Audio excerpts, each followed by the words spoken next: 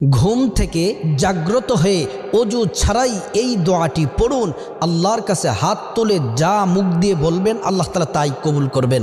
আল্লাহর কসম করে বলছি, প্রিয় নবীর পবিত্র জবানে বলছেন, ঘুম থেকে জাগ্রত হওয়ার সাথে সাথে অজু লাগবে না। এই দোয়াটি পড়ে আল্লাহর কাছে যদি আপনি সম্পদ চান, সম্পদ দিবে। আল্লাহ তাআলার কাছে যদি সম্মান চান, ক্ষমতা চান, সব দিবে। যা বলবেন আল্লাহ তাআলা তাই কবুল করবেন।